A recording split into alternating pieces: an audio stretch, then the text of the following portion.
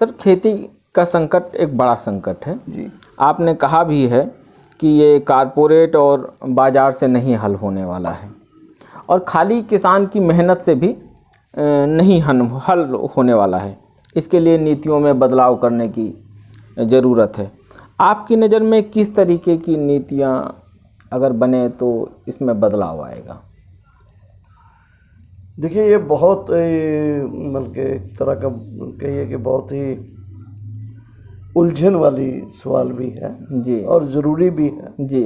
इसका जवाब दिए बिना या इसका अल्टरनेटिव दिए बिना आंदोलन करते रहना अपने आप में काफ़ी नहीं होता। जी, हमारा ये मानना है कि एक समय था जी, जब एक तरह का एग्रीकल्चर सेल्फ सफिशिएंट इकॉनमी की तरह चल रहा था। जी, बल्कि खेत से गेहूं आता, सब्जी आती, दालें आती और तेल बीज से तेल निकलता, तो गुजारा चलता था। लेकिन जैसे ही मार्केट के साथ एग्रीकल्चर को जोड़ने की कोशिश की और जोड़ा गया, और उसको हम बोल सकते हैं कि देश में, क्योंकि उस समय अनाज का संकट था, भुखमरी हो रही थी, अकाल पड़ रहे थे, मौतें हो रही थी भूख से, तो फिर उस समय केंद्र सरकार ने नए तरीके से एक पॉलिसी लाने का, जिसको हम बोलते हैं कि ग्रीन रेवोल्यूशन की एक शुरुआत की। ग्रीन रेवोल्यूशन की शुरुआत का मतलब ये था कि मैं जब पंजाब की बात करता हूँ, पंजाब में मैं देखता हूँ कि पंजाब में 1/3 सॉइल जो थी, एग्रीकल्चर लैंड जो थी, वो उस पर खेती होती थी, 2/3 बंजर थी। बड़े बड़े रेत के टीले थे या वो बिल्कुल एक तरह की बैरन लैंड थी। लेकिन जैसे ही ये नई नीतियाँ आई तो किसानों ने पूरी मेहनत करके पूरी ज़मीन को लेवलिंग किया। जी।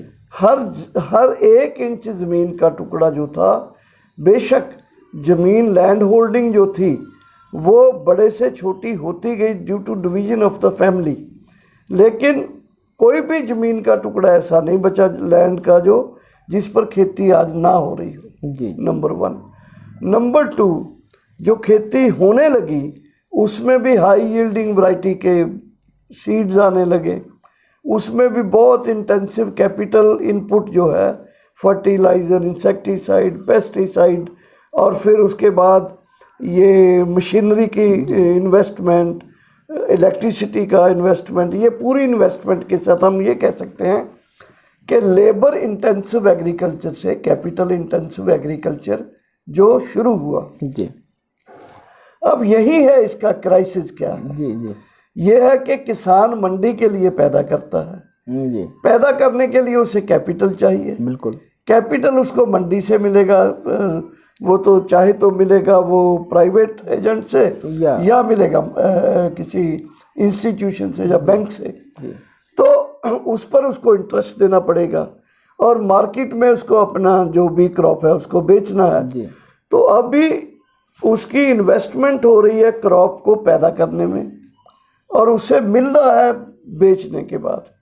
हमने जो निकाला है कि उसका जो कॉस्ट ऑफ प्रोडक्शन जो है वो लगातार बढ़ता गया और उधर जो शुरू में जो हाई यील्डिंग वैरायटी सीड्स ने, जो मोर इंटेंसिव एग्रीकल्चर एक्टिविटी ने जो ज़मीन के जो बैरन लैंड थी उसको जब फर्टाइल कर लिया तो वो भी एक समय आके सैचुरेशन पर आ गई। या ये मानिए कि अगर 30% लैंड पर खेती होती थी, आज 100% पर होने लगी। अगर 5 क्विंटल प्रति बीघा आउटपुट था तो ज़्यादा से ज़्यादा 5.5 होगा वो। लेकिन जो natural calamities in the form of disease, insects, paste वगैरह थे वो भी बढ़ते गए और खर्चा भी बढ़ता गया।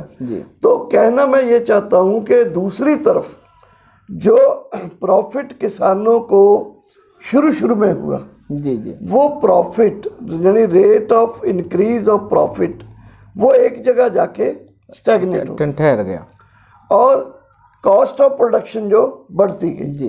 तो ये हम कहेंगे कि जो शुरू में किसानों को प्रॉफिट हुआ वो प्रॉफिट कम होने लगा कॉस्ट बढ़ती रही और एक जगह जाके खेती जो है वो घाटे का सौदा बन गई जी। तो यही है क्राइसिस एक्चुअली, जिसमें हम देखते हैं कि किसान जो है जो बोरो करता था उसको अपने बोरो किए हुए पैसे को वापस करने के लिए और बोरो करना पड़ा और इंटरेस्ट देना पड़ा जी।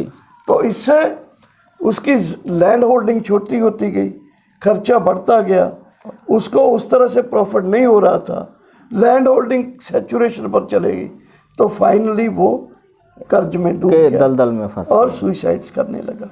यही है बेसिकली जिसको हम बोलते हैं कि इसके अगर हम जैसे लक्षण होते हैं ना, किसी बीमारी के लक्षण होते हैं, मलेरिया होगा, बुखार होगा, जी जी, ठंड लगेगी जी, उसके पाँव में दर्द होगा जी, तो बुखार ज़्यादा होगा, जी जी, इस तरह के लक्षण ही एग्रीकल्चर क्राइसिस के हैं। इंडेप्टेडनेस है, डेथ है, सुइसाइड्स है जी, जो टर्म्स ऑफ ट्रेड है वो एंटी चला गया एग्रीकल्चर जी जी, एंड फाइनली डीपीजेंटाइजेशन है। डीपीजेंटाइजेशन मतलब किसान छोटा किसान होता गया एंड फाइनली खेती किसानी छोड़ के जमीन को बेच के लैंडलेस हो गया जी। पंजाब में तो पिछले 20 साल में 2 लाख से ज़्यादा फैमिली जो है वो डीपीजेंटाइजेशन की मार सह चुकी है और लैंडलेस हो गई हैं। तो ये जो लक्षण हैं एग्रीकल्चर क्राइसिस के, ये पंजाब में हर गांव में आप देख सकते हो। तो यही है एग्रीकल्चर क्राइसिस के बेसिक रीजंस, उसके लक्षण, और उसमें जो आपने कहा कि इसका हल क्या है। जी जी, देखिए उसके लिए तो मेरा मानना है फर्स्ट ऑफ ऑल गवर्नमेंट को एग्रीकल्चर की डेवलपमेंट के लिए एक नीति उस तरफ बनानी होगी, जैसे जी, जो भी एग्रीकल्चर में इन्वेस्टमेंट होता है कैपिटल, जी जी, उसका बजट में काफ़ी प्रोविजन रखनी होगी। बिल्कुल। सब्सिडीज को लोग खिलाफ बोलते हैं बहुत, बिल्कुल, लेकिन किसी की ये नहीं कि सब्सिडी मांगना किसी का वो है, शौक है, मजबूरी है। बिल्कुल उसी तरह जैसे मैं आपको उदाहरण देना चाहता हूँ, आज कोरोना आया जी, कोरोना का जो ये जो वैक्सीनेशन है जी, ये सबको सरकार क्यों दे रही है जी, प्रोटेक्ट करने के लिए। समाज में बच्चे को पैदा होते ही TB, smallpox, polio, diphtheria, pertussis, tetanus, ये सब की वैक्सीनेशन देनी पड़ती है। क्यों? क्योंकि वो वीकर सेक्शन है, वीक है, वो वल्नरेबल है। बुजुर्गों को खास ध्यान देती है सरकार, पेंशन देती है, उनके लिए बेड रिजर्व रखती है, उनको बीमार ना हो उसके लिए सहूलत देती है। क्यों? Because they are vulnerable section. Similarly production activity में समाज में किसान और मजदूर दे आर वल्नरेबल क्लासेस। बिल्कुल सर। तो उनके लिए सब्सिडी, उनके लिए इस तरह की रियायतें देना ये कोई बेकारी नहीं है, इनका राइट बनता है सर। तो उस राइट के रूप में किसानों को सब्सिडी देना, बजट में प्रोविजन रखना, और फिर उसके बाद जो मैं जिस पर जोर देना चाहता हूँ कि किसानों को कोऑपरेटिव जैसी कोई चीज़ें बिल्डअप करने के लिए उत्साहित करना जी, क्योंकि लैंड के टुकड़े छोटे हो चले हैं बहुत। जितना बड़ा लैंड का टुकड़ा होगा उतनी प्रोडक्टिविटी में कॉस्ट कम लगेगी और प्रोडक्शन भी ज़्यादा हो सकती है जी।